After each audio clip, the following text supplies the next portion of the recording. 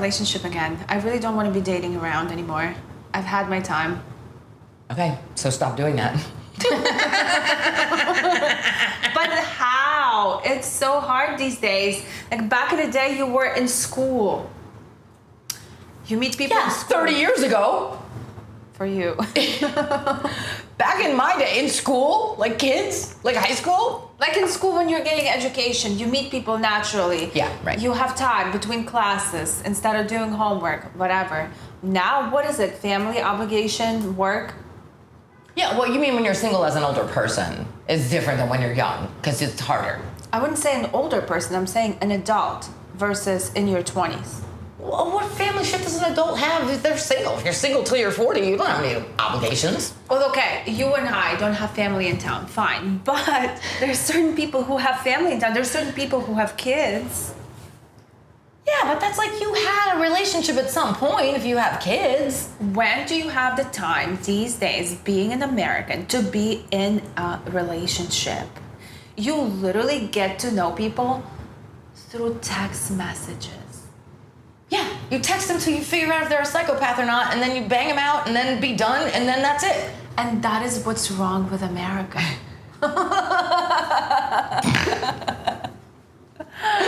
I can't. What can you do? I don't know, but I'm just facing this issue. I've never faced this issue before. Things used to happen naturally, and I'm like, oh, I actually want to do this, this, and that. And now that I'm figuring this out, I'm like, but how?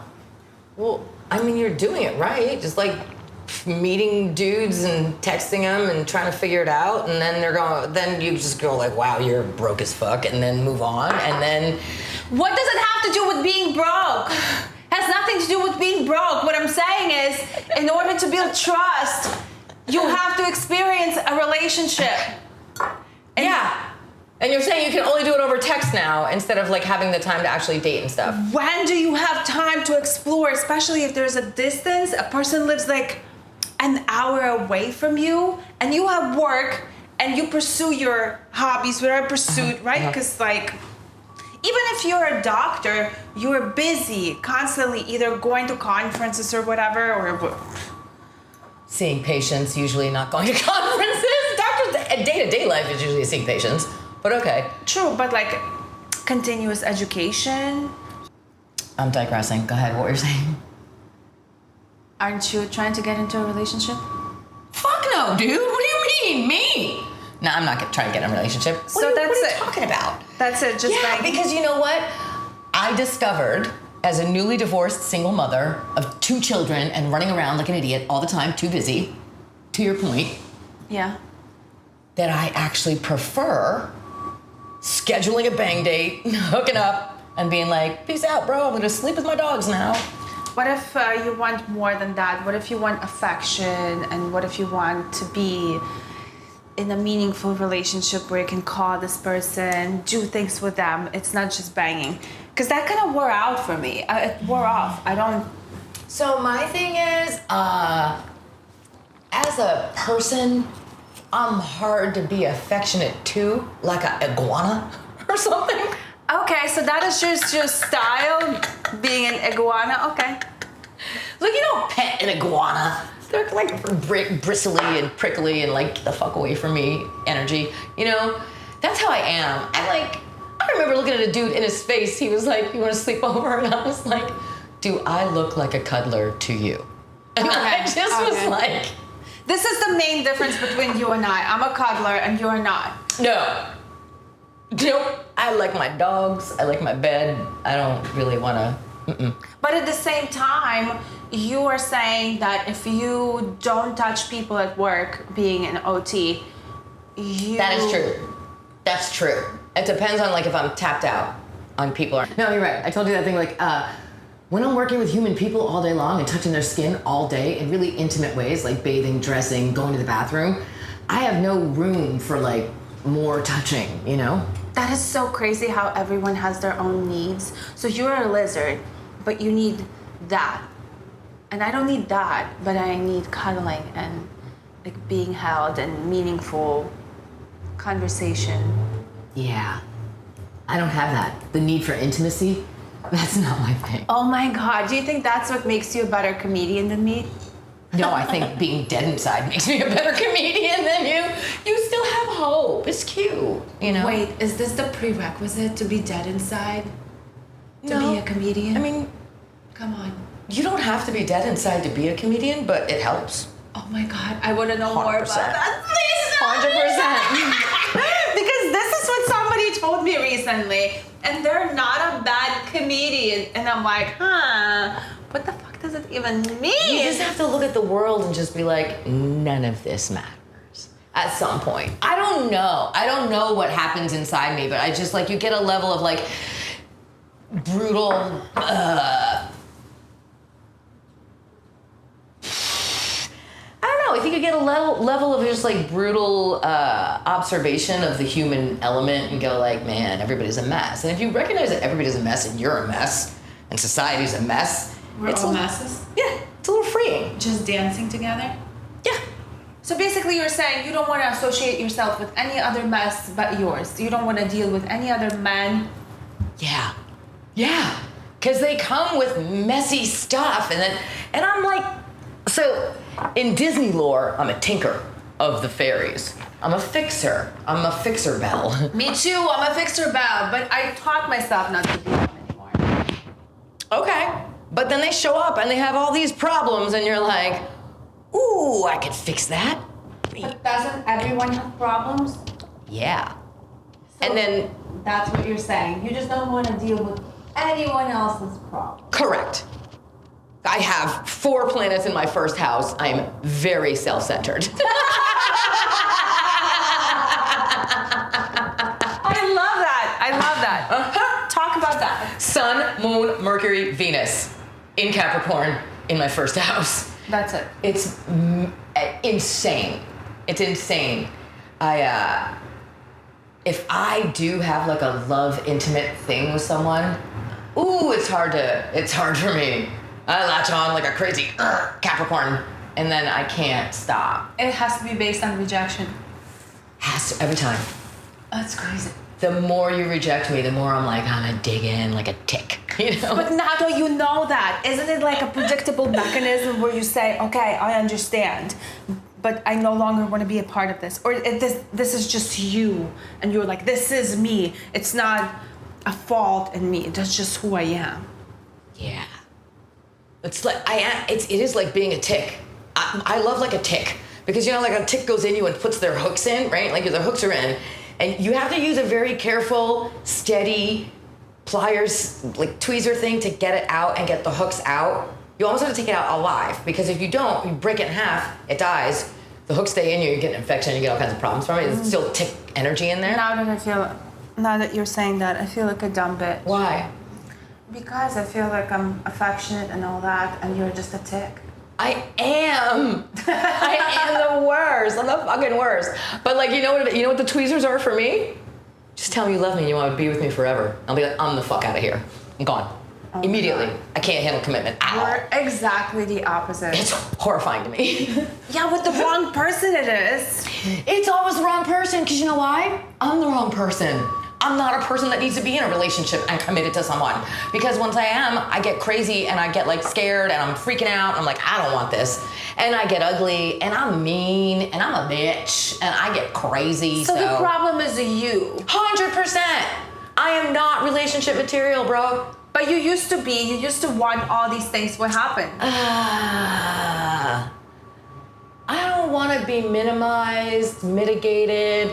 You calm down. I don't want anyone to ever be like, you're being too loud. Like, I'm a loud, ridiculous, chaotic piece of energy, and I'm okay with that. But what if this new person is never going to say that because they love you for who you are? They adore you. They just want to have you As in soon their... as this people say that. They love you, they adore you, everything. Here's the thing. They see you from afar. Like a fucking animal hunter with a mosquito net, right? And they're like, oh, look at that pretty shiny butterfly. She talks to everyone. She knows everyone. She's fun. She's hilarious.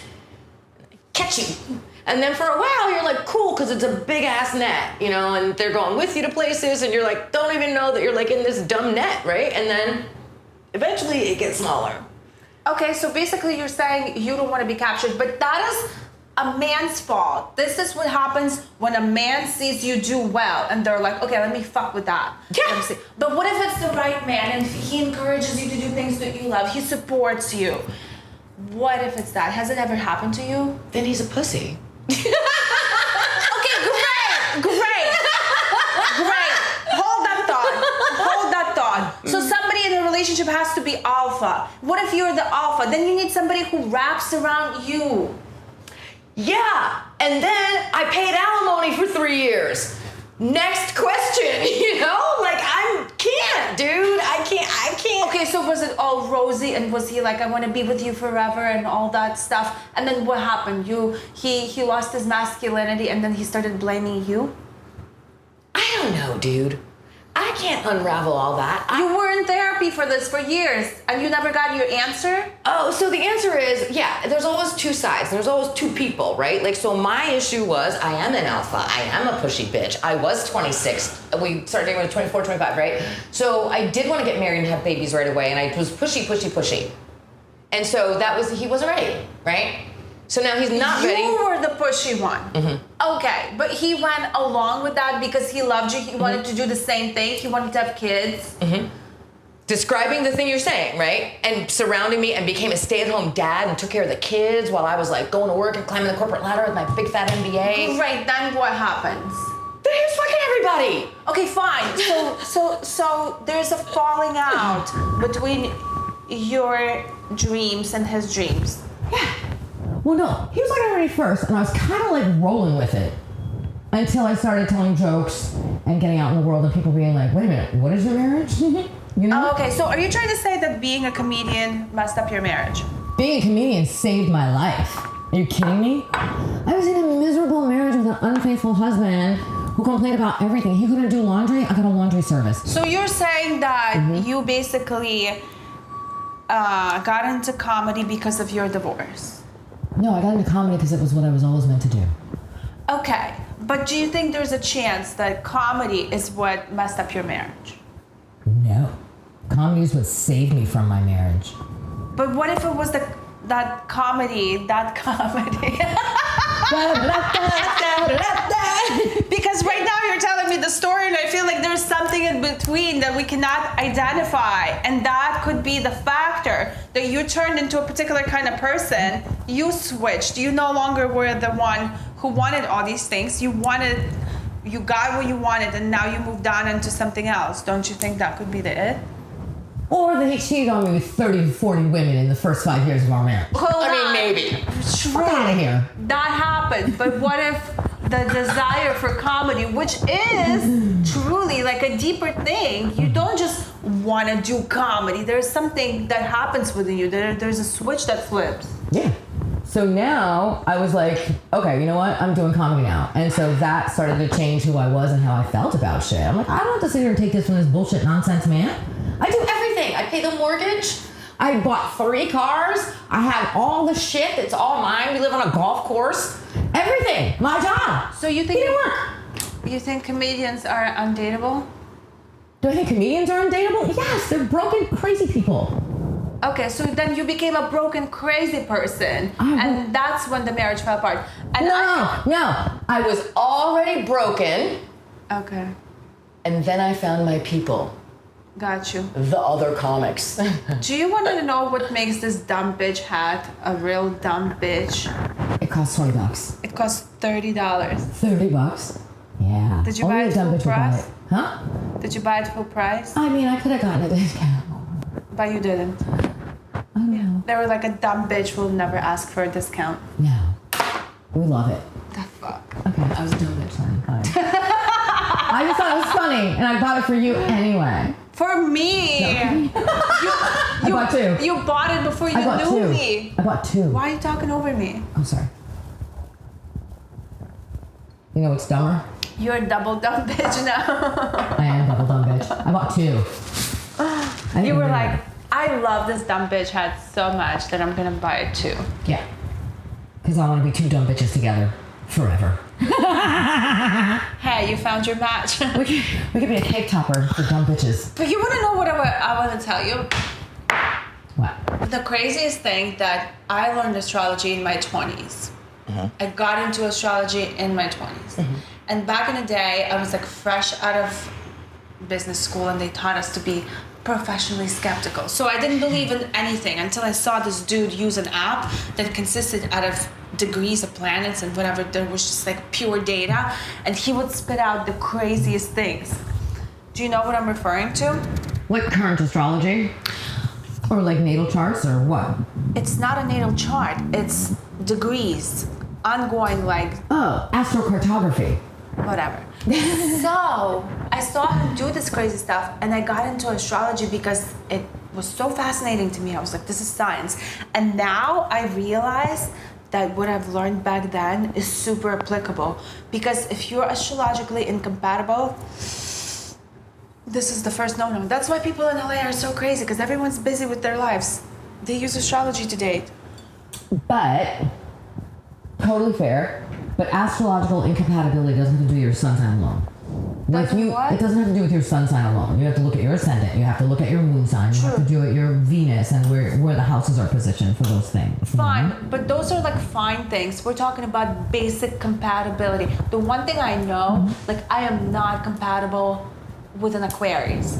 Just an example. Just not. It's like doing this. You know what I mean? Oh, I can do that really good. Okay, great. That's why you were one with one. Ask me to switch. Whatever. That's not what you're supposed to be doing. You're supposed to be Tapping with one, circle with the other. You're supposed to be circling and circling. No, circling and circling is not hard. That's easy. Tap with one, circle with the other. That's so But a lot of easy. times people try to go like, and you can't do it slow. The trick is to do it fast. Okay, you're And then you great can at make the that. circle. You're great at that. See? But listen, What? I never knew that at this point of my life, I would diminish things to this point to be like, okay, let's start astrology, because if we're incompatible, I don't have the time to even get to know you through the text message. Do you understand how crazy that sounds? Yeah. But you know what? It works. Fuck it. Because I don't want to date around anymore. I want to get to know a person, and this is where it striked me, because it's easy to be like dating around as an adult. Yeah. It's more fun anyway. Because I love the beginning. That's my favorite thing. Because people are like, no, you get in relationships. I'm like, I do.